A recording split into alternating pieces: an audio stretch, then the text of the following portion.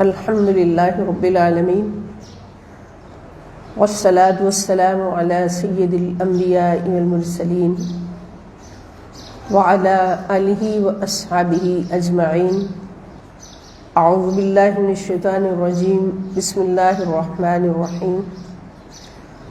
الہدایہ قرآن class موضوعاتی دورہ قرآن کریم، دورہ قرآن encyclopedia.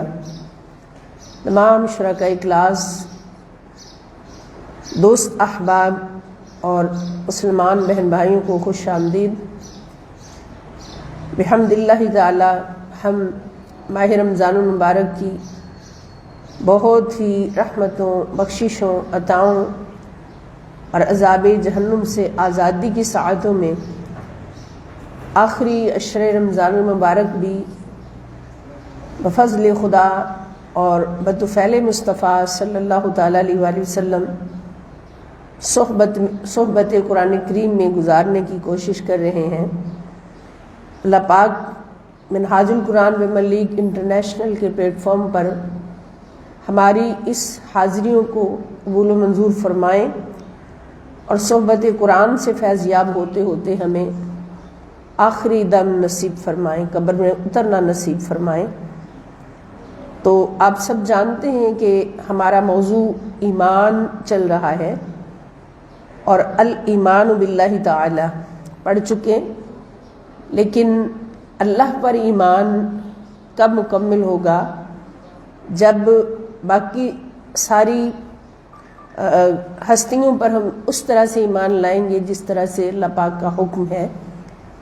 تو اللہ پر ایمان کے بعد ہم نے ایمان بالرسالت کا چیپٹر تفصیل سے پڑھا ہے، جس میں اس کے تمام پہلوؤں پر قرآن کریم کے حوالہ جات سے ہم نے سیر حاصل، نالج حاصل کیا ہے.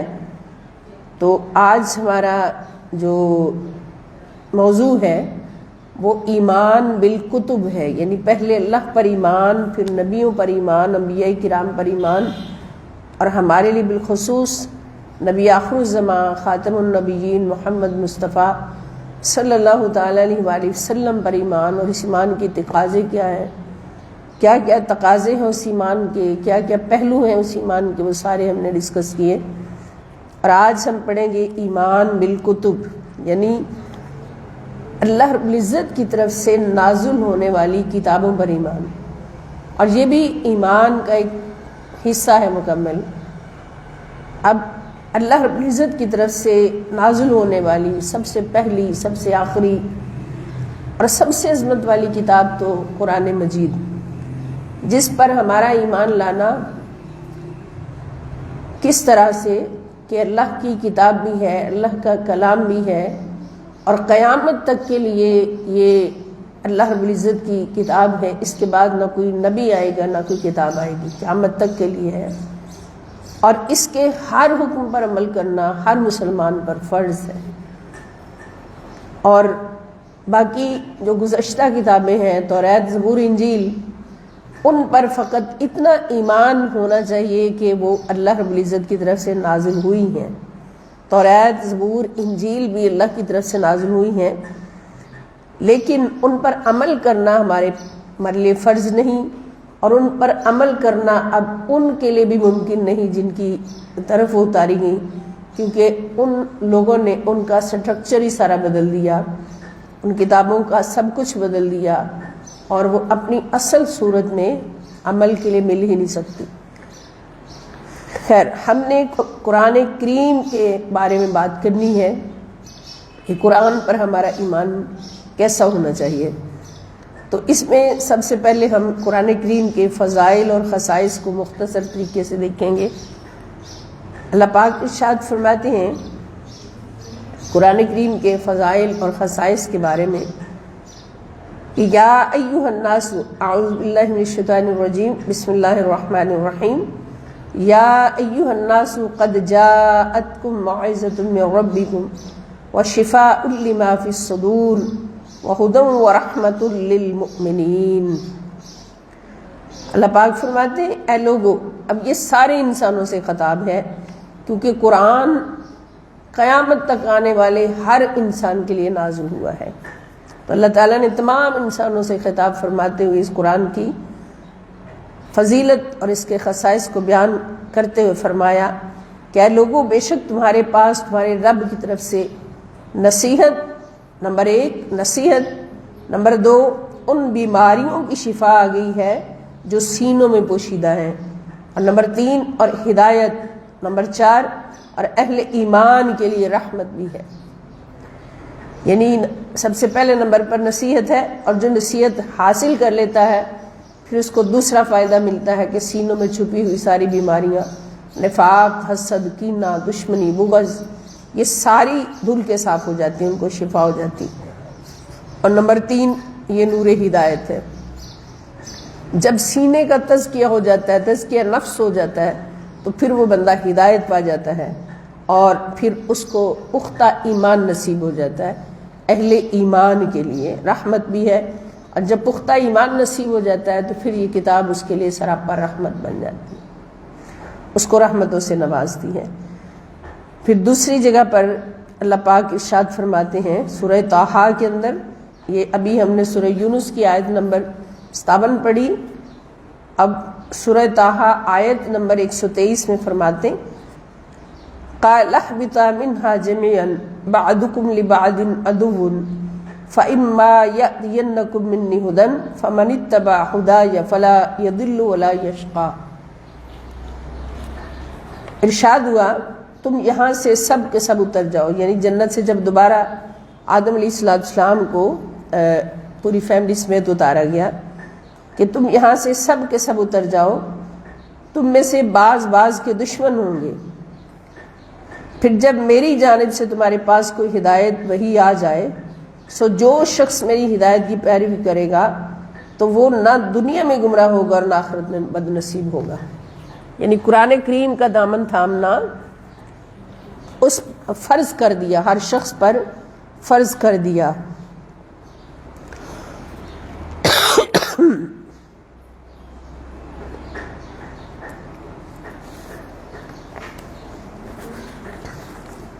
یہ تو قرآن کریم کے حوالے سے تھا۔ اب ازروع حدیث یعنی احادیث مبارکہ کے حوالے سے، احادیث کے حوالہ سے بھی ہم مختصراً دیکھیں گے۔ حضرت ابو امامہ باہلی یعنی قرآن کریم کے فضائل اور خصائص کے بارے میں، حضرت ابو امامہ باہلی رضی اللہ تعالیٰ عنہ کہتے ہیں میں نے رسول اللہ صلی اللہ علیہ وآلہ وسلم کو فرماتے ہوئے سنا ہے کہ قرآن پڑھا کرو، قیامت کے روز اپنے پڑھنے والوں کے لیے سفارشی بن کر آئے گا۔ قرآن قیامت کے دن اپنے پڑھنے والوں کے لیے سفارشی بن کر آئے گا، یعنی شفاعت فرمائے گا۔ پھر حضرت عبداللہ ابن عباس رضی اللہ تعالیٰ عنہ سے مروی ہے کہ حضور نبی اکرم صلی اللہ تعالی وسلم نے فرمایا وہ شخص جس کے دل میں قرآن کریم کا کچھ حصہ بھی نہیں، وہ ویران گھر کی طرح ہے۔ استغفر اللہ، اعوذ باللہ من۔ پھر حضرت ابو ہریرہ رضی اللہ تعالیٰ عنہ بیان کرتے ہیں کہ اے لوگو قرآن پڑھو، بے شک قیامت کے روز نہایت ہی اچھا شفاعت کرنے والا ہے قرآن پاک۔ اور کیسے شفاعت کرے گا؟ قیامت کے روز یہ عرض گزار ہوگا کہ اے میرے رب، اس شخص صاحب قرآن کو عزت والا زیور پہنا، بس اسے عزت والا زیور پہنایا جائے گا۔ اے میرے رب، اسے عزت والا لباس پہنا، تو اسے عزت والا لباس پہنایا جائے گا۔ اے میرے رب، اسے عزت والا تاج پہنا۔ اے رب، اس سے راضی ہو جا، بے شک تیری رضا کے بعد کوئی چیز نہیں بچتی جس کا مطالبہ کیا جائے۔ یہ قرآن سفارش کرے گا کس سے؟ اللہ پاک سے۔ کس کے لیے؟ جس نے قرآن سے محبت کی ہوگی، جس نے قرآن کریم کے ساتھ تعلق جوڑا ہوگا، جس نے آج اس دنیا میں رہتے ہوئے قرآن پاک کو پڑھنے کا حق ادا کیا ہو۔ اس کے بعد مختصراً ہم دیکھتے ہیں قرآن کریم کے آداب، کیونکہ آج ہم ایمان بالکتب کے حوالہ سے قرآن کریم پر ایمان کا چیپٹر پڑھ رہے ہیں، تو اس سے پہلے ہمیں ان ساری باتوں کی اہمیت کا اندازہ ہونا چاہیے کہ قرآن کریم کے فضائل و خصائص کیا ہیں، قرآن کا ادب کیا ہے، اور قرآن پڑھنے والے کا مقام کیا ہے۔ تو قرآن کریم کے آداب کے بارے میں تلاوت قرآن کے کچھ آداب ہیں، ان کا خیال رکھنا چاہیے تاکہ قرات اللہ تعالیٰ کے ہاں مقبول اور باعث ثواب ہو جائے، جن میں نمبر 1 یہ کہ قرات خالصتاً اللہ تعالیٰ کے لیے کی جائے اور اس کا مقصد اللہ کی خوشنودی اور ثواب ہو، یعنی دکھلاوا نہ ہو دوسروں کو، ریاکاری نہ ہو یا کوئی اور مقصد نہ ہو، یا پیسے حاصل کرنا نہ ہو کہ تلاوت کر کر کے تو مقصد یہ کہ پیسے کمائے جائے، نعوذ باللہ دنیاوی نقطہ نظر نہ ہو۔ رزق دینا اللہ کا کام ہے، اللہ پاک رزق دے گا، ضرور دے گا، لیکن اس میں نیت خالصتاً اللہ رب العزت کی خوشنودی اور رضا کا حصول ہو اور ثواب کا حصول ہو۔ تو اس بارے میں قرآن کریم میں ہمیں فرماتا ہے سورۃ البینہ آیت نمبر 5 میں کہ وَمَا أُمِرُوا إِلَّا لِيَعْبُدُوا اللَّهَ مُخْلِصِينَ لَهُ الدِّينَ حُنَفَاءَ يُقِيمُوا الصَّلَاةَ وَيُقِيمُوا الصَّلَاةَ وَيُؤْتُوا الزَّكَاةَ وَذَلِكَ دِينُ الْقَيِّمَةِ۔ حالانکہ انہیں فقط یہی حکم دیا گیا تھا کہ صرف اسی کے لیے اپنے دین کو خالص کرتے ہوئے اللہ کی عبادت کریں، اللہ کے لیے خالص کرتے ہوئے اللہ کی عبادت کریں، ہر باطل سے جدا ہو کر حنیف ہو کر حق کی طرف یکسوئی پیدا کریں اور نماز قائم کریں اور زکوٰۃ دیا کریں، اور یہی سیدھا اور مضبوط دین ہے۔ تو قرآن پڑھنا بھی اللہ کی عبادت ہے، تو اس میں بھی اخلاص اور حنفیت لازمی ہے۔ پھر دوسرا ادب یہ بتایا کہ لا یمسہ الا المطہرون، کہ اس کو پاک طہارت والے لوگوں کے سوا کوئی نہیں چھوئے گا۔ قرآن کریم کو پاک لوگوں کے سوا کوئی نہیں چھو سکتا، تو اس سے پھر فرض ہو گیا اس بات کا کہ وضو کیے بغیر، وضو ہوئے بغیر قرآن پاک کو ہاتھ نہیں لگایا جا سکتا۔ ہاں اگر کوئی مجبوری ہے کہ وضو نہیں ہے اور قرآن کریم پڑھنا ہے تو پھر قرآن پاک کو ڈائریکٹ ہاتھ نہیں لگ سکتا، کسی کپڑے کے ساتھ پکڑ کر اس کو پکڑا جائے گا، پاک صاف ستھرے کپڑے کے ساتھ، اور پھر اس کی تلاوت ہو سکتی، بغیر وضو تلاوت ہو سکتی ہے، مگر مس نہیں ہو سکتا، قرآن پاک کو ہاتھ نہیں لگایا جا سکتا بغیر وضو کے۔ تو یہ آداب ہیں قرآن کریم کی تلاوت کے۔ اس سے پہلے بھی ہم نے شروع میں بھی آداب پڑھے تھے جب اس کا پہلا لیکچر تھا، تو اس میں بھی غور کر لیجئے کون کون سے، تو یہ اختصار کے ساتھ ہم گزرے ہیں۔ اس کے بعد اب ہم آتے ہیں کہ قرآن کریم کے فضائل اور خصائص، اللہ کی بارگاہ میں کیا کیا ہے، قرآن نے کیا کیا بیان کی ہیں، تو اس میں بھی بے شمار موضوعات ہیں، ان کو ہم دیکھتے ہیں جتنے ہو سکے۔ کہ سب سے پہلا کہ کلام اللہ المنزل علی النبی صلی اللہ علیہ وآلہ وسلم، یہ قرآن مجید جو ہے یہ اللہ تعالیٰ کی طرف سے حضور نبی اکرم صلی اللہ علیہ وآلہ وسلم پر نازل کردہ کلام ہے۔ یعنی کوئی یہ نہ سوچے کہ نبی نے خود گھڑ لیا یا کسی انسان کا گھڑا ہوا کلام ہے، اس پر بے شمار دلائل موجود ہیں کہ یہ کتاب اللہ کی طرف سے نازل کی گئی ہے۔ اللہ تعالیٰ فرماتے ہیں سورہ بقرہ کے اندر آیت نمبر 4 والذین یؤمنون بما انزل الیک وما انزل من قبلک وبالآخرۃ هم یوقنون، اور وہ لوگ جو آپ کی طرف نازل کیا گیا اور جو آپ سے پہلے نازل کیا گیا سب پر ایمان لاتے ہیں اور وہ آخرت پر بھی کامل یقین رکھتے ہیں۔ یعنی نازل ہی اللہ کی طرف سے کیا گیا۔ پہلی کتابوں پر ایمان کیا ہوگا کہ وہ حکم اللہ کا ہوتا تھا مگر کلام نبی کا ہوتا تھا، اللہ کا کلام نہیں تھا، حکم صرف اللہ کی طرف سے ملتا تھا، کلام نبی اپنے کلام میں لکھ لیتے تھے، اپنی زبان میں لکھ لیتے تھے، اور اس لیے ان کا حال بعد کے آنے والوں نے بگاڑ دیا۔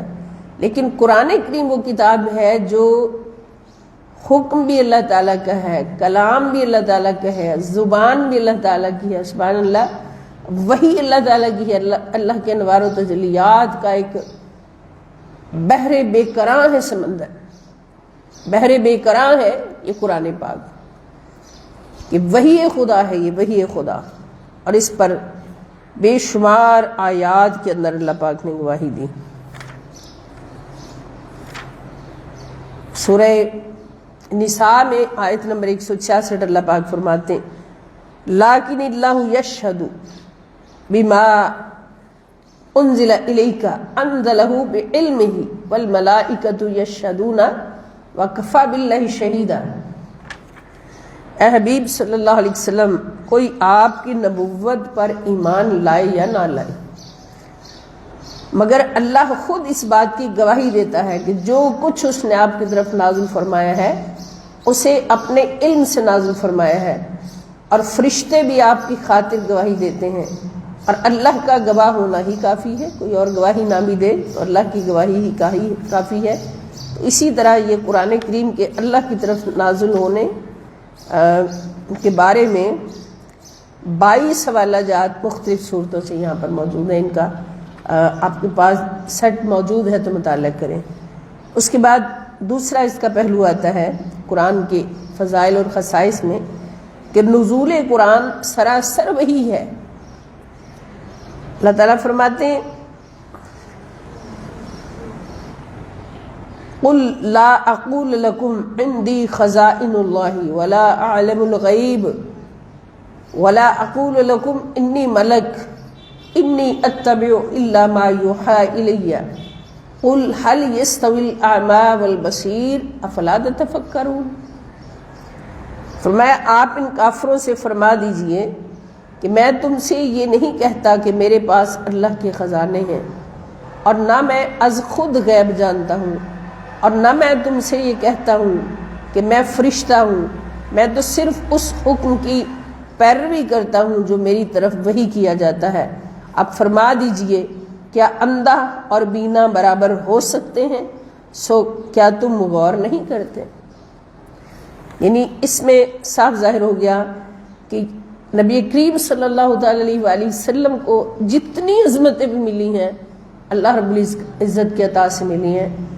حضور سے کہلوا دیا اللہ پاک نے کہ رنگ برنگے سوال نہ کیا کرو میرے سے، جو کچھ بھی میرے پاس ہے وہ اللہ کی عطا سے ہے۔ نہ میں خود سے علم غیب جانتا ہوں، نہ میں خود سے خزانوں کا مالک ہوں، میرا اللہ مجھے جو کچھ عطا کرتا ہے میں اس کا مالک ہوں، اور نہ ہی میں تم سے کہتا ہوں کہ میں کوئی فرشتہ ہوں، میں تو رب کا بندہ ہوں اور اس کی پیروی کرتا ہوں جو میری طرف وحی کی جاتی ہے۔ تو اس سے ظاہر ہو گیا کہ قرآن وحی الہی ہے۔ پھر ایک مقام پر فرمایا قل انما انا بشر مثلکم یوحى الی انما الہکم الہ واحد فمن کان یرجو لقاء ربہ فلیعمل عملا صالحا ولا یشرک بعبادت ربہ احدا۔ یہ سورۃ الکہف ہے، آیت نمبر 110۔ اللہ تعالیٰ فرماتے ہیں کہ حبیب صلی اللہ علیہ وسلم آپ فرما دیجئے میں تو صرف ظاہری خلقت کے اعتبار سے بشر ہونے میں تمہاری مثل ہوں، انما انا بشر مثلکم۔ اللہ تعالیٰ نے نبی پاک صلی اللہ تعالی علیہ وسلم کی زبان اقدس سے کہلوایا۔ جب حضور کا نور ہونا ثابت کرنا تھا تو اپنی زبان سے کہا قد جاءکم من اللہ نور و کتاب مبین، یا ایھا النبی انا ارسلناک شاہدا و مبشرا و نذیرا وداعیا الی اللہ باذنہ وسراجا منیرا۔ جب حضور علیہ السلام کے نور ہونے کی عظمت کو بیان کرنا تھا تو اپنی زبان پاک سے فرمایا تاکہ کوئی انکار نہ کر سکے، اور جو حضور کے نور ہونے سے انکار کرے گا یہ حضور کی عظمت ہے، جو اس سے انکار کرے گا وہ اللہ سے انکار کرے گا، اور جو اللہ سے انکار کرے گا وہ کافر ہو جائے گا۔ اور جب بشر ہونا کہلانا تھا تو غور کیجئے کہ اللہ تعالیٰ نے خود نہیں فرمایا کہ میرا نبی بشر ہے، میں نے اس کو بشر بنا کر اتارا، فرمایا میرے سونیا یہ تو اپنی زبان سے ان کو بتا دے کہ ظاہری خلقت کے اعتبار سے میں بھی تمہاری طرح ایک بشر ہوں۔ نور ہونا بڑی عظمت تھی، اس کو اپنی زبان سے بیان فرمایا، اور جب بشر کہنے کی باری ہے تو فرمایا سونیا تو کہہ دے قل انما انا بشر مثلکم۔ ہاں تم یہ رٹ لگائے ہوئے ہو کافروں، مشرکوں، منافقوں کہ یہ ہماری طرح کا بشر ہے، تو ہاں میں بھی ظاہری خلقت میں تمہاری طرح کا بشر ہوں، مجھے بھی خدا نے بشر بنا کر پیدا کیا ہے، لیکن تم میں اور مجھ میں فرق یہ ہے کہ انما یوحا الیہ، کہ میری طرف اللہ کی وحی کا نزول ہوتا ہے، میری طرف اللہ تعالیٰ کی وحی کا نزول ہوتا ہے۔ اللہ کے انوار و تجلیات وحی کی صورت میں میرے سینہ اقدس پر نازل ہوتے ہیں، اور اگر میں نور نہ ہوتا، تمہاری طرح کا بشر ہوتا، تو تم ذرا رب کی ایک تجلی تو برداشت کر کے دکھاؤ۔ رب نے یہ منظر دکھا بھی دیا تھا قرآن کو اترنے سے پہلے، مصطفیٰ صلی اللہ علیہ وسلم کے تشریف لانے سے پہلے ہی دکھا دیا تھا کہ موسیٰ علیہ السلام جیسے کلیم اللہ نے اللہ کا جلوہ مانگا، اللہ کے نور کا جلوہ مانگا، اللہ تعالیٰ نے کیا فرمایا، موسیٰ میرا جلوہ تو ظاہر ہو سکتا ہے مگر موسیٰ تو نہیں مجھے تک نہیں سکتا، لن ترانی فرما دیا ہر بار میں۔ جب موسیٰ علیہ السلام نے کہا ربی ارنی انظر الیک، فرمایا لن ترانی، تو مجھے نہیں تک سکتا، تو میرے نور کو برداشت نہیں کر سکتا۔ اور جب وہی ایک صفاتی تجلی طور پر ڈالی تو طور جل کر سرما ہو گیا۔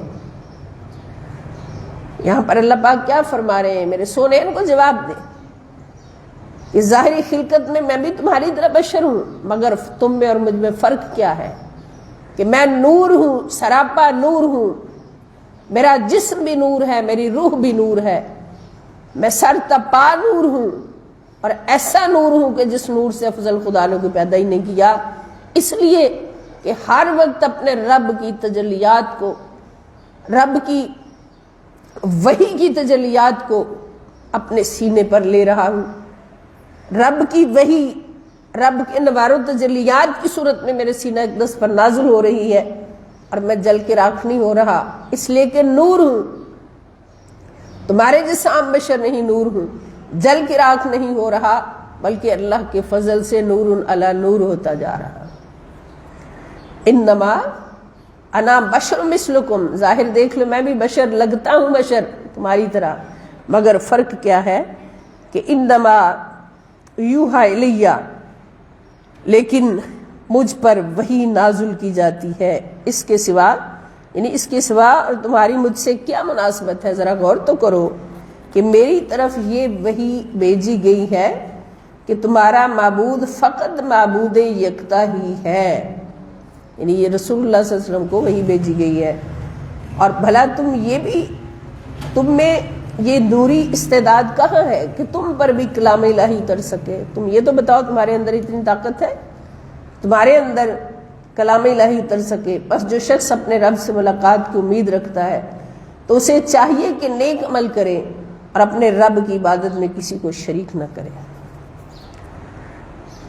پھر اگلی آیت سورہ فصلت کی آیت نمبر 6 میں بھی اللہ پاک نے یہی گواہی دی کہ قل انما انا بشر مثلکم، فرما دیجئے کافرو بس میں ظاہراً آدمی ہونے میں تو تم ہی جیسا لگتا ہوں، دیکھنے میں تم ہی جیسا ہوں، پھر مجھ سے اور میری دعوت سے اس قدر کیوں گریزاں ہو؟ اگر تم یہ بھی کہتے ہو کہ ہماری طرح کا بشر ہے تو پھر میری دعوت سے اور میری ذات سے کیوں گریز کرتے ہو؟ یوحا الیہ، میری طرف اللہ کی وحی کا نزول ہوتا ہے، انما الہکم الہ واحد، کہ تمہارا معبود فقط ایک معبود ہے، معبود یکتا ہے، فاستقیموا الیہ، بس اسی کی طرف سیدھے رہو، متوجہ رہو، واستغفروہ، اور اسی سے مغفرت چاہو، وویل للمشرکین، اور مشرکوں کے لیے ہلاکت ہے۔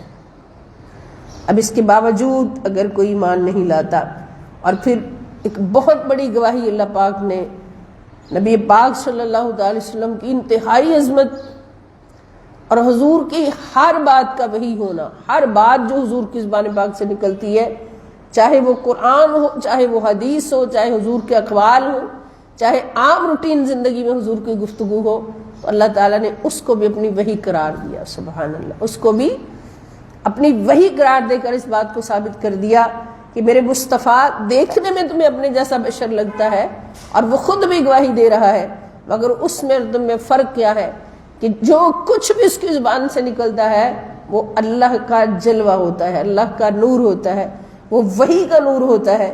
تو پھر تم اس جیسے کیسے ہو گئے؟ تمہارے اوپر تو زندگی میں ایک آیت بھی خدا کی طرف سے نازل نہ ہوئی، اور میرا مصطفیٰ جو کچھ بھی بولتا ہے، جو کچھ بھی بولتا ہے اللہ فرماتا ہے یہ بھی میری وحی، یہ بھی میری وحی، یہ بھی میری وحی، یہ اللہ کی گواہی ہے۔ سورہ نجم آیت نمبر 3 اور 4 اللہ تعالیٰ فرماتے ہیں وَمَا يَنطِقُ عَنِ الْهَوَىٰ إِنْ هُوَ إِلَّا وَحْيٌ يُوحَىٰ، اور وہ یعنی میرا نبی صلی اللہ علیہ وسلم اپنی خواہش نفس سے کلام نہیں کرتے، ان کا ارشاد سراسر وہی ہوتا ہے جو انہی کی طرف کی جاتی ہے۔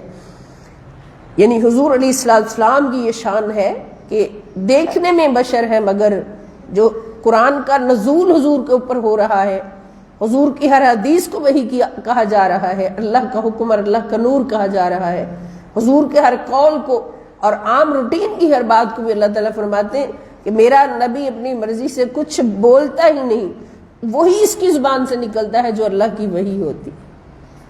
تو پھر حضور کی تو ہر بات اللہ کی وحی ہے، تو پھر تم مصطفیٰ جیسے کیسے ہو گئے؟ کوئی مثل مصطفیٰ کا نہ ہوا نہ ہے نہ ہوگا، کسی اور کا یہ رتبہ نہ ہوا نہ ہے نہ ہوگا۔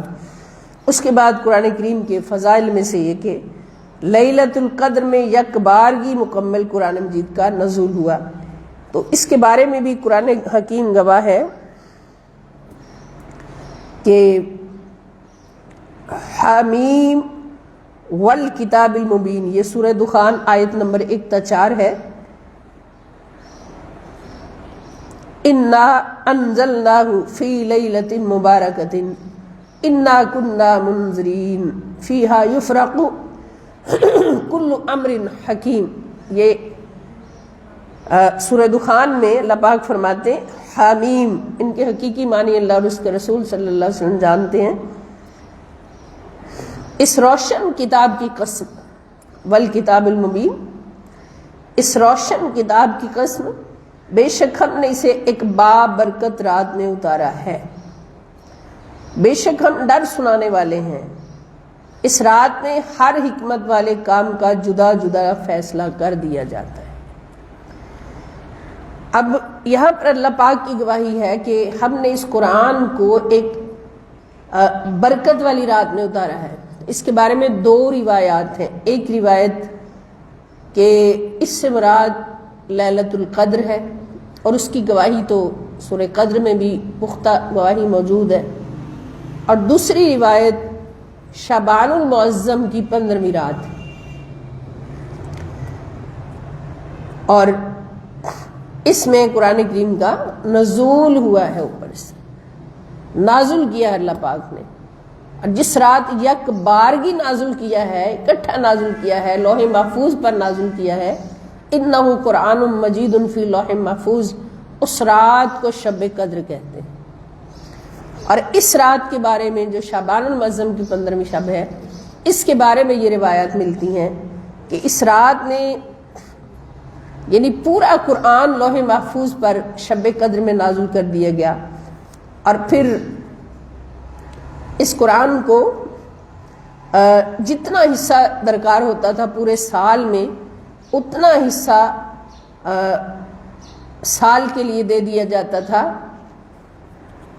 جبرائیل امین علیہ السلام کو، تو وہ پھر نبی کریم صلی اللہ تعالی وسلم کی سینہ اقدس پر اتارتے تھے، اور 15ویں شعبان کی جو شب ہے اس میں وہ حصہ دیا جاتا تھا، اس لیے کہ اس کے بارے میں اللہ پاک فرماتے ہیں کہ فیہا یفرق کل امر حکیم، کہ اس میں ہر حکمت والے کام کا فیصلہ ہو جاتا ہے، لکھ دیا جاتا ہے۔ جیسے کسی ملک کا بجٹ ہر جون میں بنتا ہے سال کے بعد، اسی طرح پوری کائنات میں جو کچھ بھی اللہ پاک نے عطا کرنا ہوتا ہے، جو کچھ وہ اس رات میں عطا کیا جاتا ہے، لکھ دیا جاتا ہے، کسی نے پیدا ہونا ہے، کسی نے مرنا ہے، کس کو کتنا رزق ملنا ہے، کتنا اس کو نقصان ہونا ہے، فائدہ ہونا ہے۔ اسی لیے حضور نے فرمایا کہ اس رات کو اللہ کی بارگاہ میں گڑ گڑا کے گزارو۔ اس رات میں کے بارے میں اللہ رب العزت کے حبیب صلی اللہ تعالی علیہ وآلہ وسلم نے یہاں تک فرمایا، جب حضرت سیدہ عائشہ صدیقہ رضی اللہ تعالیٰ عنہ پوچھا کہ حضور آپ آج میرا بستر چھوڑ کر باہر تشریف لے آئے، میں فکر مند ہوئی، دیکھا کہ آپ ڈھونڈتے ڈھونڈتے جنت البقیع میں گئی، دیکھا تو سرکار وہاں تشریف فرمائے، عبادت میں مشغول ہیں، دعاؤں میں مشغول ہیں، تو پوچھا حضور کہ آج کوئی خاص رات ہے؟ تو آقا علیہ السلام نے فرمایا کہ آج کی رات اللہ رب العزت بنو بکر اور بنو کلب کی بکریوں کے بالوں کے برابر گناہگاروں کو بخش دیتا ہے۔ تو اس رات فیصلے ہوتے ہیں، اور قرآن کریم کا نزول جو ہے وہ لیلۃ القدر میں نازل ہوا۔ اس کے بعد حضرت جبریل علیہ السلام کے ذریعے قرآن کا نزول ہوا۔ یہ بھی قرآن کریم کی فضیلت۔ تو اس میں سورہ بقرہ آیت نمبر 97 میں اللہ پاک فرماتے ہیں قُلْ مَنْ كَانَ عَدُوًّا لِجِبْرِيلَ فَإِنَّهُ نَزَّلَهُ عَلَىٰ قَلْبِكَ بِإِذْنِ اللَّهِ مُصَدِّقًا لِمَا بَيْنَ يَدَيْهِ وَهُدًى وَبُشْرَىٰ لِلْمُؤْمِنِينَ۔ آپ فرما دیں جو شخص جبریل کا دشمن ہے وہ ظلم کر رہا ہے، کیونکہ اس نے تو اس قرآن کو آپ کے دل پر اللہ کے حکم سے اتارا ہے۔ یہ بھی اللہ کی گواہی کہ جبریل لے کر آیا ہے، جو اپنے سے پہلے کی کتابوں کی تصدیق کرنے والا ہے اور مومنوں کے لیے سراسر ہدایت اور خوشخبری ہے۔ پھر سورہ نحل کے اندر فرمایا قُلْ نَزَّلَهُ روح القدس من ربک بالحق لیثبت الذین آمنوا وہدی وبشریٰ للمسلمین۔ فرما دیجئے اس قرآن کو روح القدس جبرائیل علیہ السلام نے آپ کے رب کی طرف سے سچائی کے ساتھ اتارا ہے تاکہ ایمان والوں کو ثابت قدم رکھے، اور یہ مسلمانوں کے لیے ہدایت اور بشارت ہے۔ پھر سورہ شعراء کے اندر اللہ پاک نے فرمایا وَإِنَّهُ لَتَنزِيلُ رَبِّ الْعَالَمِينَ نَزَلَ بِهِ الرُّوحُ الْأَمِينُ عَلَىٰ قَلْبِكَ لِتَكُونَ مِنَ الْمُنذِرِينَ۔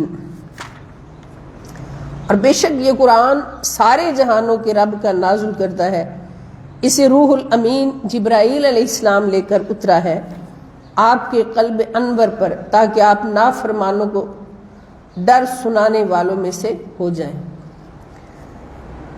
اس کے بعد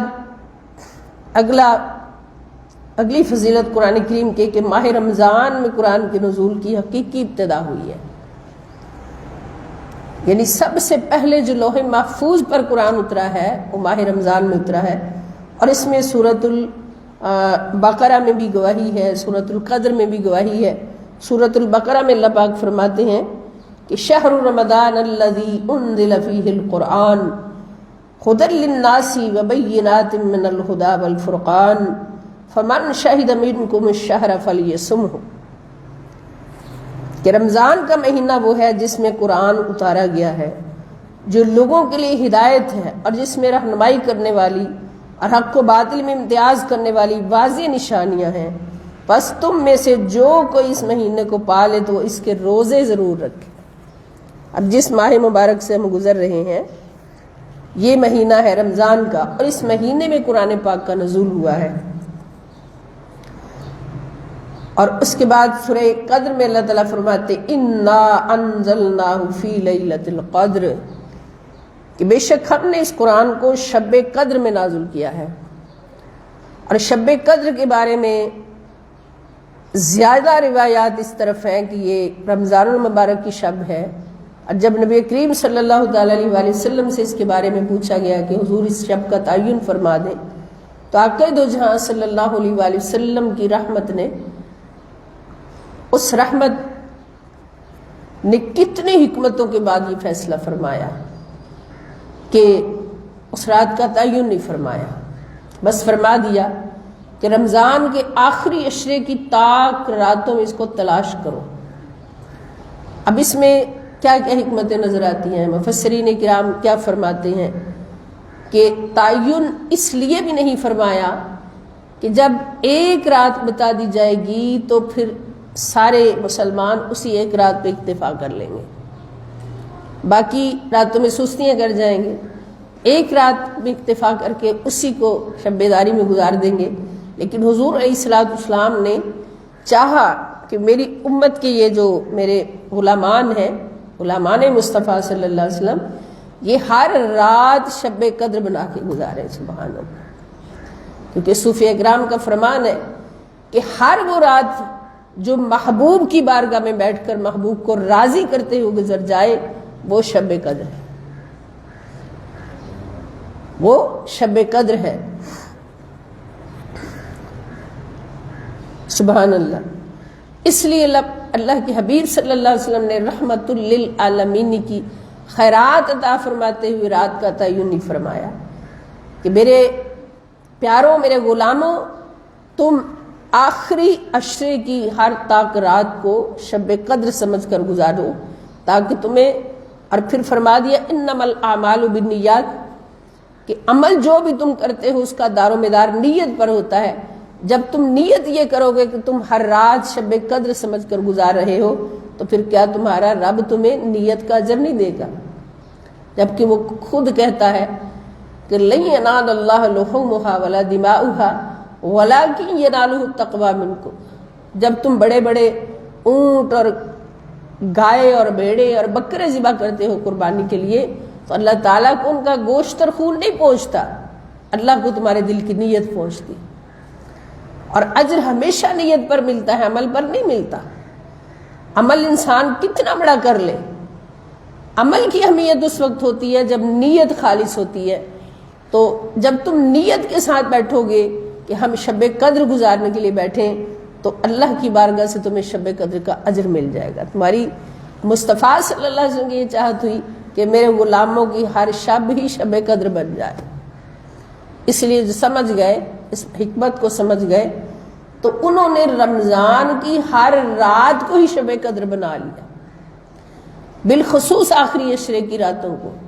حضرت عائشہ صدیقہ رضی اللہ تعالیٰ نے حضور کی سنت مطہرہ کو بیان کیا، اور حضور کے غلاموں نے اس سنت کو اپنی زندگی بنا لیا کہ آخری عشرہ جب آتا تو سرکار دو عالم صلی اللہ علیہ وسلم تہ بند کس لیتے۔ مطلب کیا کہ اتنی مشقت میں پڑ جاتے عبادت کے سلسلہ میں کہ سارا سارا دن، ساری ساری رات مشقت کے ساتھ عبادت کرتے اللہ کی بارگاہ میں۔ اور وہ ہستی جس کو اللہ نے فرما دیا سونیا تیرے ذمے کوئی ایک ذرہ گناہ ہو ہی نہیں سکتا، کہ اللہ نے تیرے اگلے پیچھے تجھے ہر گناہ سے پاک کر دیا، تیرے صدقے تیرے غلاموں کو بھی پاک کر دیا، اور جس کے صدقے سے ہم پاکی لے رہے ہوتے اس ہستی کا یہ عالم تھا۔ اس طرح حضور نے کیوں کیا؟ یقیناً اپنے غلاموں کے لیے سنت بنانے کے لیے کہ رمضان آئے تو چھوڑ دو سارا کچھ، بیٹھ جو اپنے رب کی بارگاہ میں، اپنی ہر شب شب قدر بنا لو۔ اور پھر ایک اور بڑی حکمت جو مفسرین کرام نے لکھی کہ شب قدر کا تعین کیوں نہیں کیا؟ رحمت للعالمین نبی صلی اللہ تعالی علیہ وسلم سے جب پوچھا گیا حضور تعین فرما دیں، حضور نے فرمایا نہیں، تعین نہیں کرنا، بس آخری عشرے کی تاک راتوں میں اس کی تلاش کرو۔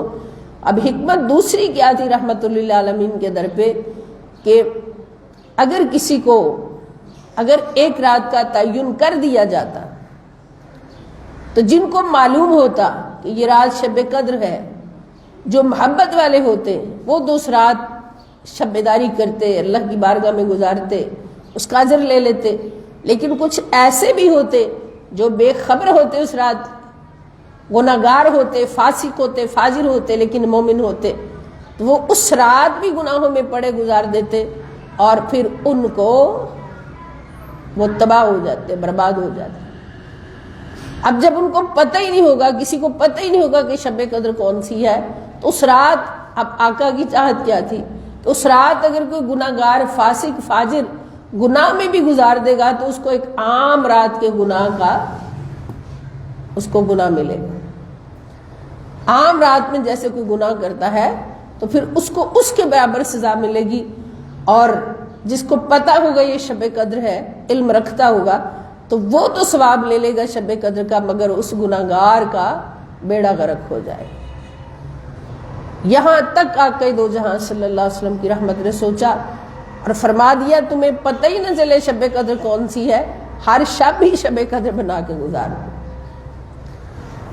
اس لیے تعین نہیں فرمایا۔ تو یہ وہ رات ہے جس میں اللہ تعالیٰ فرماتے کہ انا انزلناہ فی لیلۃ القدر، کہ اس کو ہم نے شب قدر میں گزارا ہے، اتارا ہے۔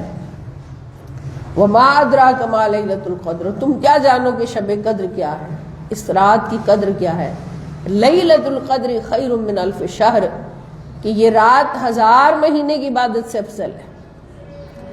1000 مہینے 83.5 سال کا عرصہ بنتا ہے، تو 83.5 سال کوئی شخص مومن ہو، ہر وقت باوضو رہے، ہر وقت عبادت میں ہو، نمازیں اس کی قضا نہ ہو، روزے اس کے قضا نہ ہو، حج اس کا قضا نہ ہو، جہاد کرے، انفاق فی سبیل اللہ کرے اور ہر لمحہ اللہ کی بندگی میں گزارے، جیسے شب قدر ہم گزارتے ہیں اس طرح سے 83.5 سال تک گزارے، اس کا ثواب ایک طرف رکھ لے اور شب قدر کا ثواب اس سے کہیں افضل اللہ کی بارگاہ۔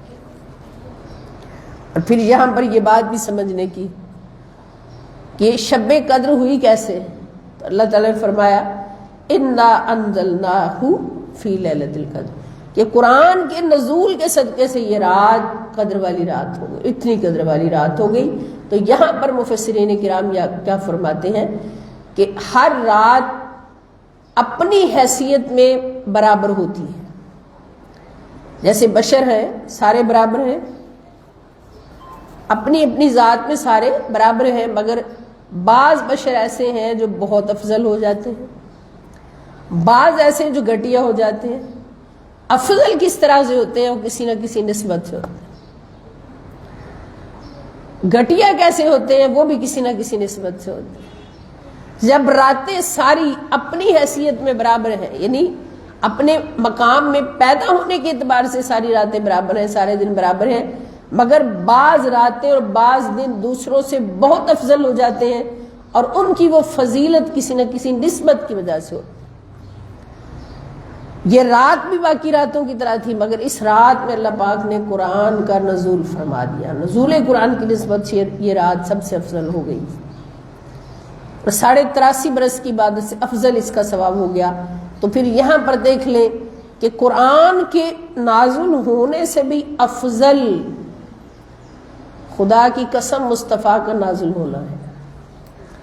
صاحب قرآن حبیب خدا محمد مصطفیٰ صلی اللہ علیہ وسلم کا دنیا میں نازل ہونا ہے، تشریف لانا ہے۔ تو جس رات اللہ تعالیٰ نے آپ کے وجود کو دنیا میں بھیجا، وہ رات شب قدر سے بھی کہیں افضل ہے۔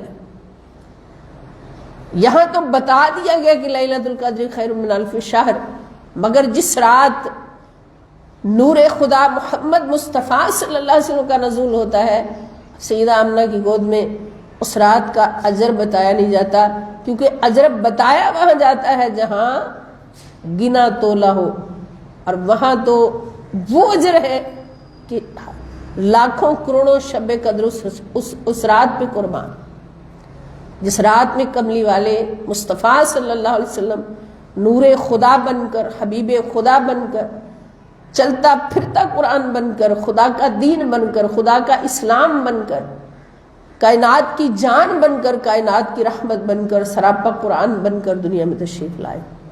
وہ ساری راتوں سے افضل رات ہے۔ تو کوئی بھی دن اور رات دوسرے سے افضل تب ہوتا ہے جب اس کی کہیں نہ کہیں نسبت ہوتی ہے۔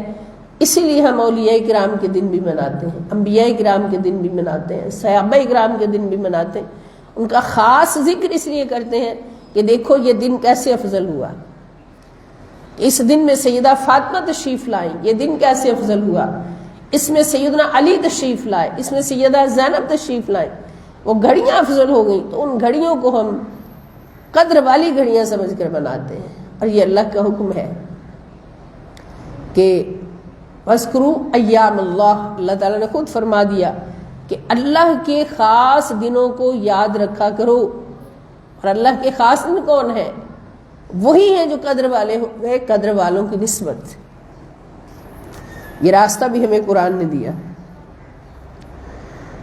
اور پھر قرآن مجید کی یہ شان ہے کہ موقع اور محل کے مطابق قرآن مجید کا تدریجاً نزول ہوا ہے۔ لوح محفوظ پر تو اکٹھا اتار دیا گیا، لیکن 23.5 سال تقریباً اس عرصہ میں نبی پاک صلی اللہ علیہ وسلم کی سینہ اقدس پر، مکہ اور مدینہ کی سرزمین پر موقع اور محل کے مطابق، یعنی جو جہاں ضرورت ہوتی تھی فیصلے کی اللہ رب العزت کی بارگاہ سے، تو اسی امر میں قرآن پاک کا نزول ہو جاتا تھا، اس کے فیصلے میں قرآن کا نزول ہو جاتا تھا۔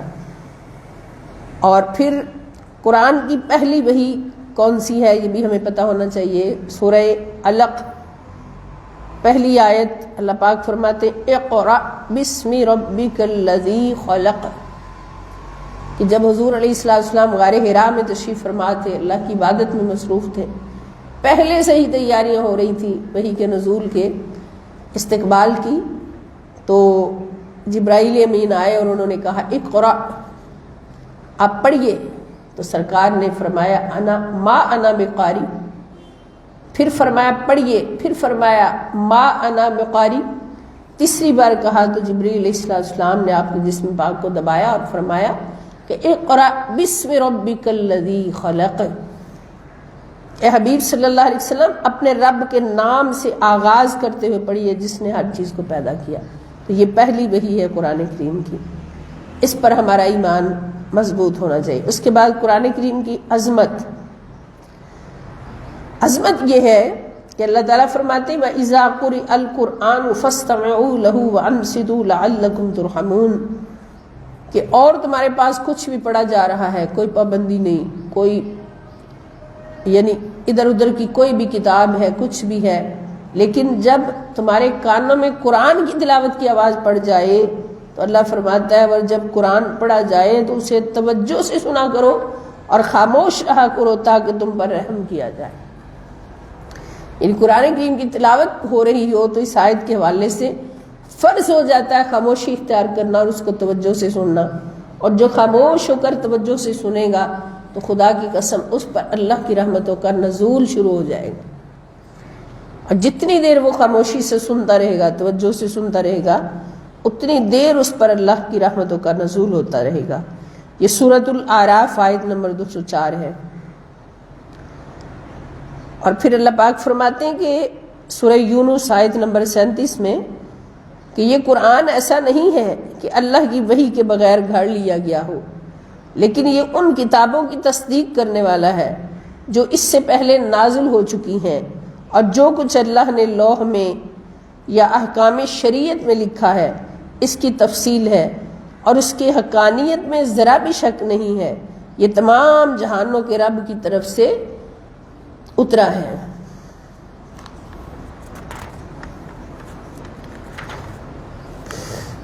یہ قرآن کریم کی فضیلت ہے. اور پھر سورۃ الحشر آیت نمبر 21 میں اللہ پاک فرماتے ہیں کہ اگر ہم یہ قرآن کسی پہاڑ پر نازل فرماتے تو اے سننے والے تو اسے دیکھتا کہ وہ اللہ کے خوف سے جھک جاتا، پھٹ کر پاش ہو جاتا. اور یہ مثالیں ہم لوگوں کے لیے بیان کر رہے ہیں تاکہ وہ غور و فکر کریں. یعنی قرآن ایک ایسی ذمہ داری، ایسا بوجھ تھا جو پہاڑ بھی نہیں برداشت کر سکتے تھے. اللہ تعالیٰ رب سچا فرما رہا ہے کہ اگر ہم قرآن کی ایک آیت بھی کسی پہاڑ پر نازل کر دیتے تو پہاڑ ہمارے خوف سے پھٹ کے ریزہ ریزہ ہو جاتا. وہ روتا، چیختا، پکارتا مولا یہ بوجھ میں نہیں اٹھا سکتا، یہ ذمہ داری میں نہیں اٹھا سکتا. اور یہ ذمہ داری کس نے اٹھائی؟ ایک بشر نے اٹھائی، ایک بشر نے اٹھائی اور مسکراتے ہوئے اٹھائی، اور اس ذمہ داری کو پورا ادا کیا. ایک ذرہ بھی اس میں شک نہیں رہا کہ اس نے ذمہ داری کو ادا نہیں کیا. تو پھر وہ بشر تمہارے جیسا بشر کیسے ہو گیا؟ یقیناً وہ پہلے خدا کا نور ہے، اس کا جسم بھی نور ہے، اس کی روح بھی نور ہے، اس کا ظاہر بھی نور ہے، اس کا باطن بھی نور ہے، حتیٰ کہ اس کے تلووں میں آئے ہوئے جوڑا مبارک بھی نور ہے، اسی لیے عرش نے چومے. تو اس ہستی نے اس قرآن کا بوجھ برداشت کیا جس کو پہاڑ بھی اٹھا نہ سکتے تھے. یہ اللہ کا فرمان ہے.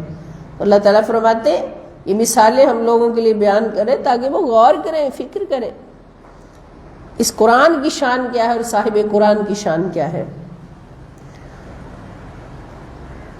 پھر سورہ بروج میں اللہ تعالیٰ فرماتے ہیں کہ بل ہوا قرآن مجید فی لوح محفوظ، بلکہ یہ بڑی عظمت والا قرآن ہے جو لوح محفوظ میں لکھا ہوا ہے. دوستو ہماری کتنی خوش قسمتی کہ ہمارے ہاتھوں میں وہ قرآن پاک موجود ہے جس کی عظمت اللہ پاک کی بارگاہ سے بیان ہو رہی ہیں، عطا ہو رہی ہیں، بیان ہو رہی ہیں، اور جن کو لانے والے سبحان اللہ رشک کریں ہم اپنی قسمت پہ کہ وہ آیات جو اللہ رب العزت نے عطا کی، جبرائیل لے کر آئے اور سینہ مصطفیٰ صلی اللہ علیہ وسلم پر عطا ہوئی، ان آیات کو ہم اپنی ہاتھوں میں لے کے بیٹھے.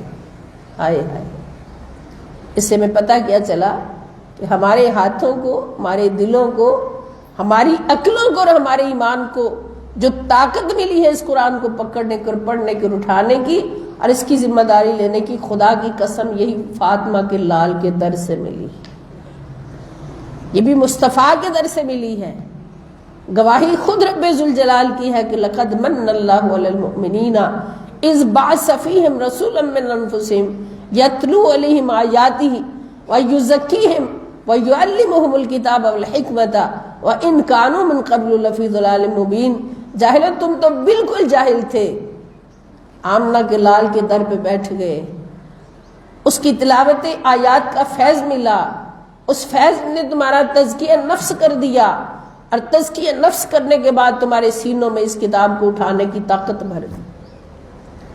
وَيُعَلِّمُهُمُ الْكِتَابَ وَالْحِكْمَةَ، تمہارے سینوں میں، تمہارے ہاتھوں میں، تمہارے جسموں میں، تمہارے ظاہر و باطن میں اس کلام کو اٹھانے کی اور اس کی ذمہ داری لینے کی طاقت بھر دی، فیض مہیا کر دیا۔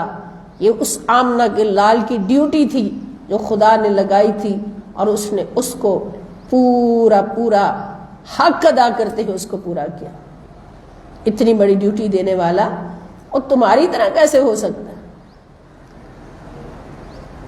وہ تمہاری طرح کیسے ہو سکتا ہے جو قبر انور کے اندر چھپ کر بھی وہ ڈیوٹی انجام دے رہا ہے، اور ہر شخص، ہر مومن تک حضور کے فیض کا، انوار و تجلیات کا فیض پہنچ رہا ہے، اور وہ قرآن پڑھنے کے قابل ہو رہا ہے، قرآن سننے کے قابل ہو رہا ہے، قرآن کا آگے فرض ادا کرنے کے قابل ہو رہا ہے، قرآن سمجھ کر آگے سمجھانے کے قابل ہو رہا ہے۔ تو خدا کی قسم یہ گنبد خضرا کے فیض سے ہو رہا ہے، ایسے نہیں ہوتا۔ اس کے بعد اللہ پاک فرماتے ہیں کہ اللہ تعالیٰ کا اپنے کلام کے حق ہونے کی تصدیق کرنا اور ملائکہ اور جنات کا بھی گواہی دینا کہ اللہ تعالیٰ فرماتے ہیں حبیب صلی اللہ علیہ وسلم، کوئی آپ کی نبوت پر ایمان لائے یا نہ لائے، مگر اللہ خود اس بات کی گواہی دیتا ہے کہ جو کچھ اس نے آپ کی طرف نازل فرمایا ہے اسے اپنے علم سے نازل فرمایا ہے، اور فرشتے بھی آپ کی خاطر گواہی دیتے ہیں، اور اللہ کا گواہ ہونا کافی ہے۔ اسی طرح سورۃ المائدہ آیت نمبر 83 میں اللہ تعالیٰ ارشاد فرماتے ہیں، اور یہی وجہ ہے کہ ان میں سے بعض سچے عیسائی جب اس قرآن کو سنتے ہیں جو رسول پاک صلی اللہ علیہ وسلم کی طرف اتارا گیا ہے تو آپ ان کی آنکھوں کو اشکریز دیکھتے ہیں۔ یہ آنسوں کا چھلکنا اس حق کے باعث ہے جس کی انہیں معرفت نصیب ہو گئی ہے۔ ساتھ یہ عرض کرتے ہیں، اے ہمارے رب، ہم تیرے بھیجے ہوئے حق پر ایمان لے آئے ہیں، یہ تو ہمیں گواہی دینے والوں کے ساتھ لکھ لے، تو ہمیں گواہی دینے والوں کے ساتھ لکھ لے۔ یہ عیسائی کہہ رہے ہیں جو سچے عیسائی ہیں، جن پر قرآن سننے کا اثر ہو گیا۔ تو اسی طرح قرآن مجید کی حفاظت اللہ تعالیٰ کی ذمہ ہے، یہ بھی قرآن کی فضیلت ہے کہ باقی کتابوں کی حفاظت اللہ نے اپنی ذمہ نہیں لی، لیکن جب قرآن اتارا کہہ دیا اِنَّا نَحْنُ نَزَّلْنَا الذِّكْرَ وَإِنَّا لَهُ لَحَافِظُونَ، بے شک یہ ذکر عظیم قرآن ہم نے ہی اتارا ہے اور یقیناً ہم ہی اس کی حفاظت کرنے والے ہیں۔ اور اس کے بعد سورہ قیامہ، اب حضور علیہ السلام پر قرآن پاک کا نزول ہوتا ہے تو سرکار کو یہ فکر ہوتی ہوگی کہ میں جلدی جلدی سے یاد کر لوں۔ 5 آیات ایک وقت میں نازل ہوتی تھی، جب وہ نبی کریم صلی اللہ علیہ وسلم بھی حفظ فرما لیتے، صحابہ کرام بھی حفظ کر لیتے، محفوظ ہو جاتی، تو پھر اگلی 5 آتی وقت کے اعتبار سے اور ضرورت کے اعتبار سے۔ تو حضور علیہ السلام کوشش کرتے کہ جلدی جلدی ان آیات کی حفظ کریں، تو اللہ تعالیٰ نے سبحان اللہ کتنے پیار سے دیکھا ہوگا، ہائے ہائے ہائے محبوب کے کتنے لاڈ لڈائے ہوں گے، اور کہا کہ حبیب صلی اللہ علیہ وسلم آپ قرآن کو یاد کرنے کی جلدی میں نزول وحی کے ساتھ اپنی زبان کو حرکت نہ دیا کریں، یعنی نزول وحی ہو رہا تو آپ فٹافٹ ساتھ ساتھ اس کو پڑھ کے یاد کرنے کی کوشش کرتے ہیں، بے شک اسے آپ کے سینہ میں جمع کرنا اور اسے آپ کی زبان سے پڑھانا ہمارا ذمہ ہے۔ آپ کے سینہ اقدس میں اس کو محفوظ کرنا، جمع کرنا، اور پھر اس کو آپ کی زبان سے پڑھانا، یہ ہمارا ذمہ ہے۔ پھر جب ہم اسے زبان جبریل سے پڑھ چکیں تو آپ اس پڑھے ہوئے کی پیروی کیا کریں۔ یعنی جب ہم پڑھ چکیں، یعنی جبریل جب آپ کو سنا دے ساری آیت تو پھر ان کے پیچھے آپ اس کو پڑھا کریں۔ پھر بے شک اس کے معنی کا کھول کر بیان کرنا بھی ہمارا ہی ذمہ ہے۔ یہاں تک اللہ پاک نے ذمہ داری لی کہ اپنے مصطفیٰ صلی اللہ تعالی علیہ وسلم کے اوپر اگر یہ ذمہ داری ڈالی، یہ بوجھ ڈالا، تو ہر وقت اللہ تعالیٰ کا ساتھ حضور کے ساتھ ہے۔ تسلیاں دے رہے ہیں اللہ پاک، میرے مصطفیٰ گھبرانا نہیں، اس کتاب کو ہم ہی اتار رہے ہیں اور اس کی حفاظت بھی ہماری ذمہ داری، یعنی آپ اتنا بوجھ نہیں محسوس کریں کہ اس کی حفاظت بھی آپ کے ذمہ ہے، اس کی حفاظت ہمارے ذمہ ہے، اور آپ کو یاد کروانا بھی ہماری ذمہ داری ہے، آگے آپ سے بیان کروانا بھی ہماری ذمہ داری ہے، آپ کے سینہ اقدس میں اس قرآن کو محفوظ رکھنا بھی ہماری ذمہ داری ہے۔ تو یہاں سے ہمیں ایک نقطہ حاصل ہوتا ہے کہ نبی کریم صلی اللہ تعالی وسلم کے تصدق اور فیض سے جس کو بھی قرآن حفظ کرنا نصیب ہوتا ہے یا قرآن پاک کی تفسیر پڑھ کر عالم بننا اور باعمل بننا نصیب ہوتا ہے، تو وہ بھی سرکار دو عالم صلی اللہ علیہ وسلم کے صدقے سے اللہ تعالیٰ کی حفاظت میں آ جاتا ہے، وہ بھی اللہ کی حفاظت میں آ جاتا ہے، کیونکہ جہاں بھی قرآن ہے وہاں اللہ کے حفاظت کرنے والے فرشتے مقرر ہو جاتے ہیں۔ یہ ایک حافظ قرآن کی عظمت ہے۔ اب حافظ قرآن جان لے کہ اللہ کی حفاظت میں رہنا ہے یا کہ کسی خدا نخواستہ بری صحبت کو دیکھ کر اس کی طرف مائل ہو جانا ہے، جھوٹ بھی بولنا ہے، چوریاں بھی کرنی ہیں، برے کام بھی کرنے ہیں، دوسروں کے دل بھی دکھانے ہیں، یہ حافظ کی شان نہیں ہے۔ اس لیے کہ حافظ ہے ہی وہ، چاہے کسی کو کتنا پکا قرآن حفظ ہو اور پھر بھی وہ جھوٹ بولے اور دوسروں کے حق مارے، تو وہ سوچ رہے اللہ کی حفاظت میں نہیں ہے، وہ شیطان کے حوالے ہو چکا ہے۔ شیطان کس کس طریقے سے حملے کرتا ہے یہ پتہ بھی نہیں چل سکتا۔ اس کے بارے میں آپ سب کو دعوت دیتی ہوں کہ آج کل شہر اعتکاف چل رہا ہے مرکز منہاج القرآن لاہور میں، تو ہر روز رات کو نماز عشاء کے بعد، نماز تراویح کے بعد، قبلہ حضور شیخ الاسلام پروفیسر ڈاکٹر محمد طاہر القادری مدظلہ العالی آپ کا لیکچر لازمی سنیں۔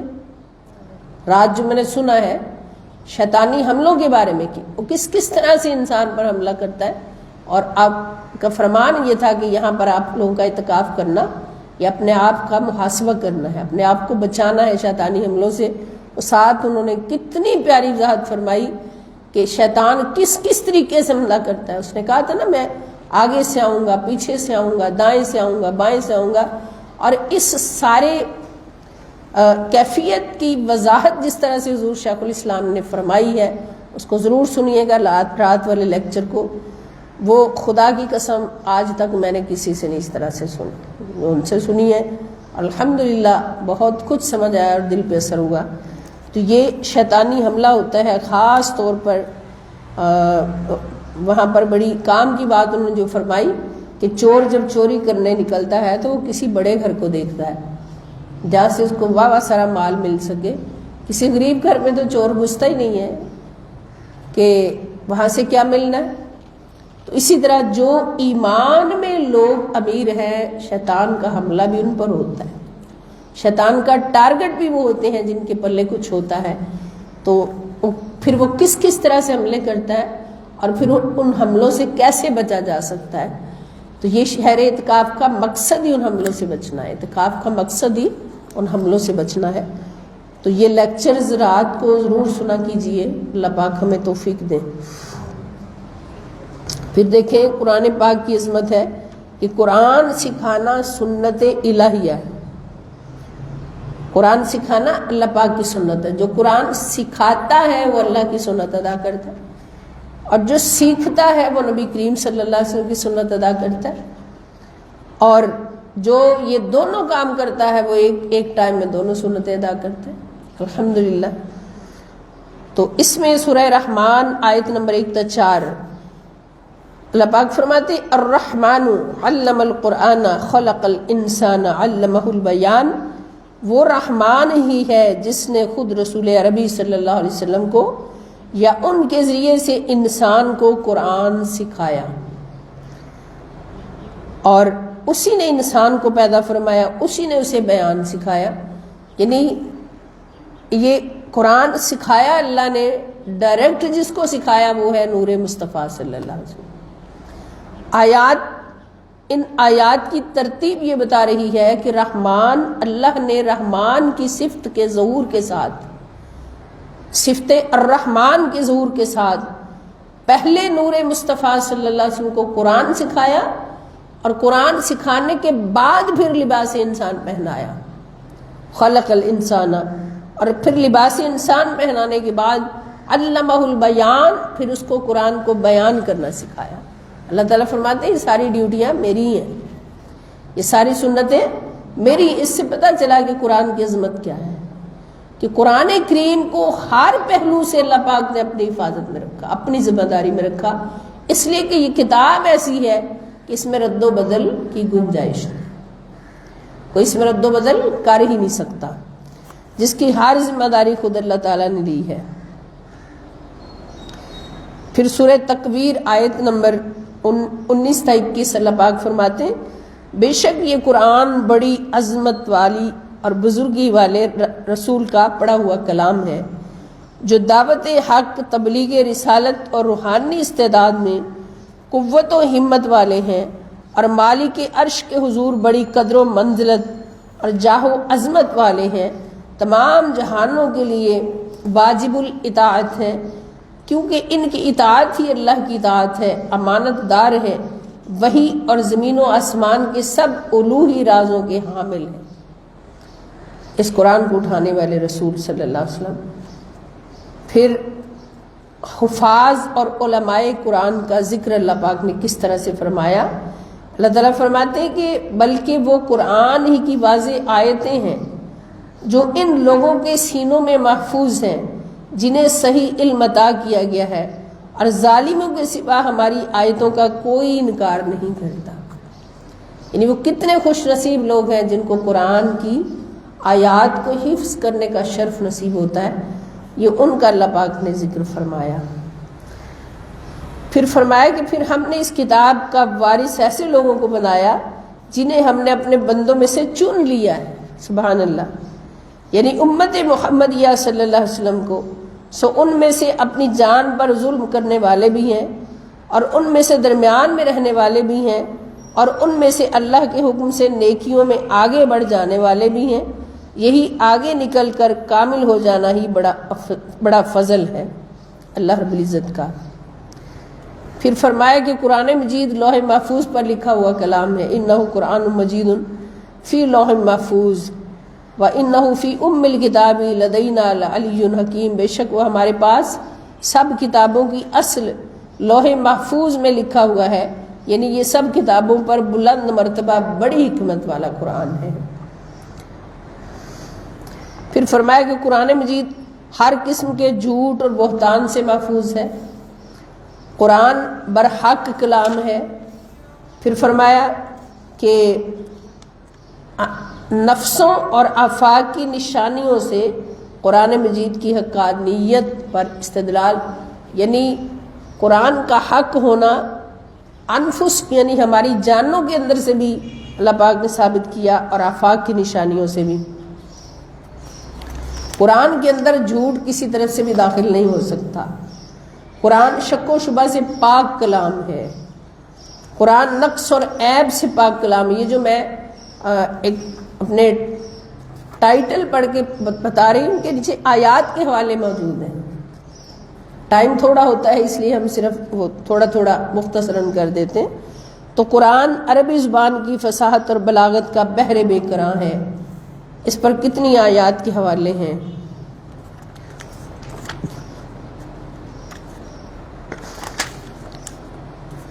اس کے بعد قرآن سلیس، سادہ اور عام فہم کلام ہے، یعنی قرآن کریم ایسی کتاب ہے، سب سے افضل کتاب،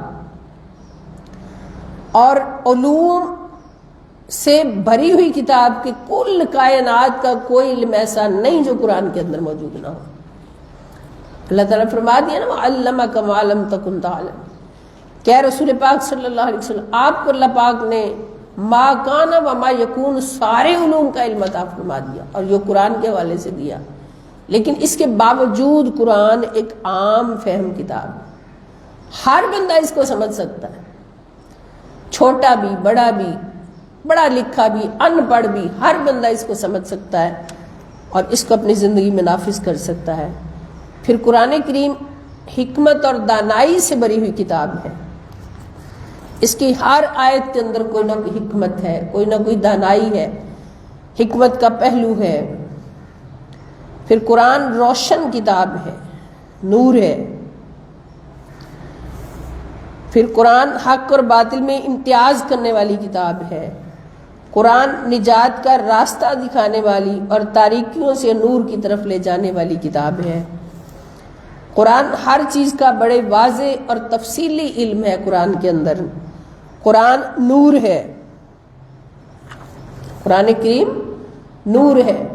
یا ایھا الناس قد جاءکم برہان من ربکم وانزلنا الیکم نورا مبینا۔ سورہ نساء آیت نمبر 73۔ اے لوگوں، بے شک تمہارے پاس تمہارے رب کی جانب سے ذات محمدی صلی اللہ علیہ وسلم کی صورت میں ذات حق کی سب سے زیادہ مضبوط، کامل اور واضح دلیل آ گئی ہے، اور ہم نے تمہاری طرف اسی کے ساتھ قرآن کی صورت میں واضح اور روشن نور بھی اتارا ہے، کہ حضور بھی نور ہے، قرآن بھی نور ہے۔ جب قرآن نور ہے تو پھر جس پر نازل ہوا وہ بھی نور ہے تو نازل ہوا۔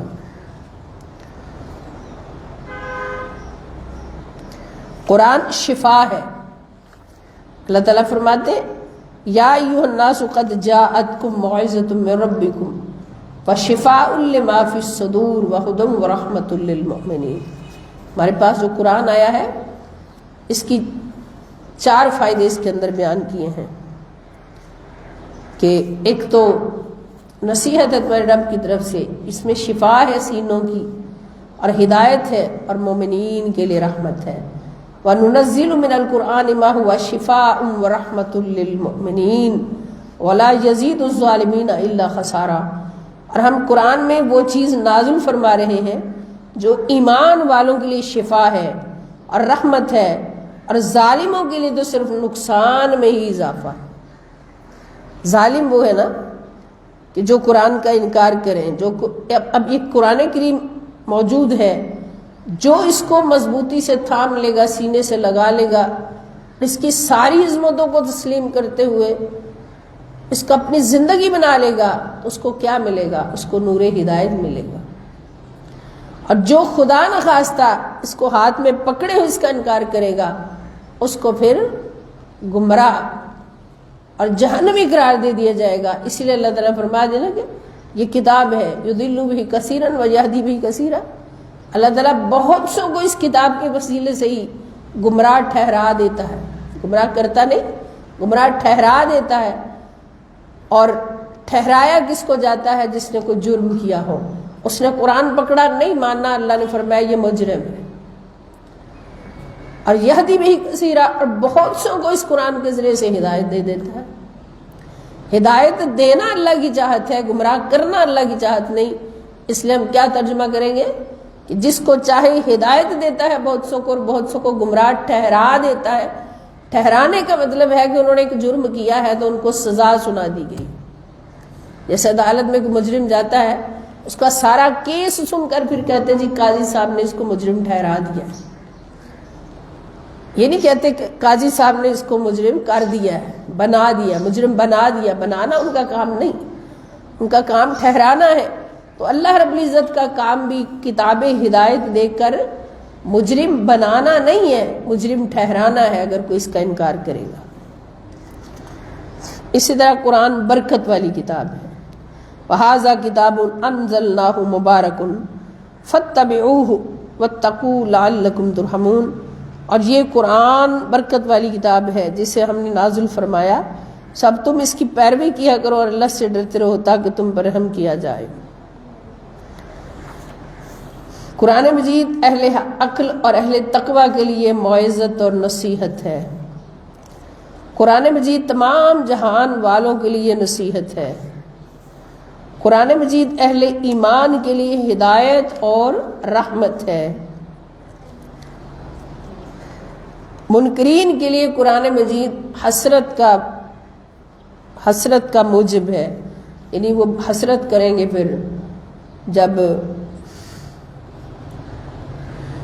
پھر آخر میں اللہ پاک فرماتے کہ منکرین قرآن جو ہے یہ اندھوں کے مانند ہے۔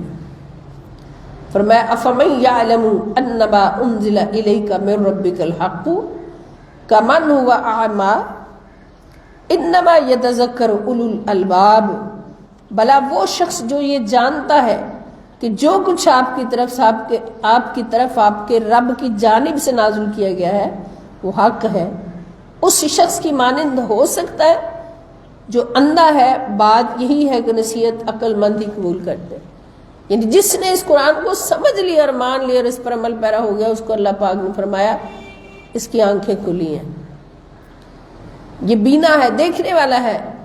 اور اس سے مراد یہ ظاہری آنکھیں نہیں، بعض ایسے بھی ہستیاں ہوتی ہیں جن کو ظاہر کچھ نظر ہی نہیں آ رہا ہوتا، آنکھیں اندھی ہوتی ہیں، ظاہراً نابینا ہوتے ہیں، مگر ان کے دل قرآن کے نور سے بھرے پڑے۔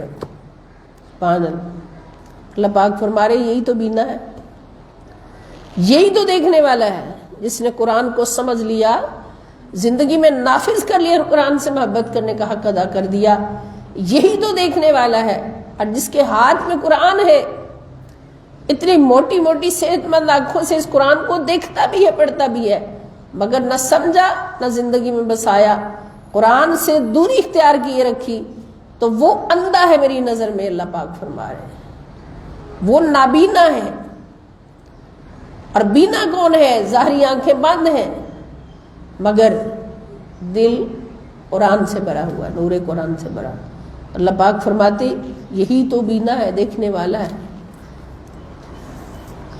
جیسے بڑے عظیم شاعر ہیں، عاشق رسول، سچے مخلص، آنکھوں سے نابینا ہے، مدینہ پاک حاضری ہے، اور خوشبو سے سمجھ جاتے ہیں کہ میں مدینہ پہنچ گیا، آقا کے قدموں میں پہنچ گیا ہوں، اور وہاں بیٹھ کر یہ بولتے ہیں کہ بے نگاہی پہ میری نہ جائیں، یہ نہ سوچے کہ میری نگاہ نہیں، مجھے نظر نہیں آ رہا، بے نگاہی پہ میری نہ جائیں، دیدہ ور میرے نزدیک آئیں، ہوں تو نابینا دیکھنے میں، مگر بے نگاہی پہ میری نہ جائیں، دیدہ ور میرے نزدیک آئیں، میں یہی سے مدینہ دکھا دوں، بیٹھے بیٹھے مدینہ پہنچا دوں۔ یعنی تم سوچ رہے ہو کہ مجھے نظر نہیں آتا، میں تو بند آنکھوں سے بھی بھرپور مدینہ بھی دیکھ رہا ہوں، مدینے والا بھی دیکھ رہا ہوں۔ بات یہ ہے کہ دل میں مدینہ ہے، دل میں مدینے والا ہے، زندگی مدینے والا ہے، بندگی مدینے والا ہے، تو وہ ہر جگہ نظر آتا ہے، ان کی آنکھیں بند نہیں ہوتی۔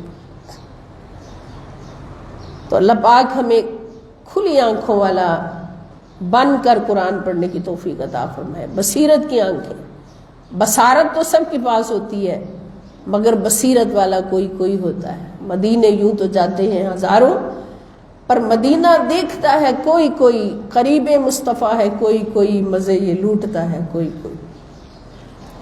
تو اللہ پاک ہمیں قرآن پڑھتے ہوئے، نعت پڑھتے ہوئے، نماز پڑھتے ہوئے، روزہ رکھتے ہوئے بصیرت والی آنکھ عطا فرمائے، اور ہم سب کا ایمان بے خاتمہ ہو۔ رمضان المبارک کا آخری عشرہ ہے، تو زیادہ سے زیادہ ہمیں اللہ تعالیٰ اپنی بندگی کا حق ادا کرنے کی توفیق عطا فرمائے، اور نبی کریم صلی اللہ علیہ وسلم کی سنت مطہرہ پر عمل پیرا رہنے کی توفیق عطا فرمائے۔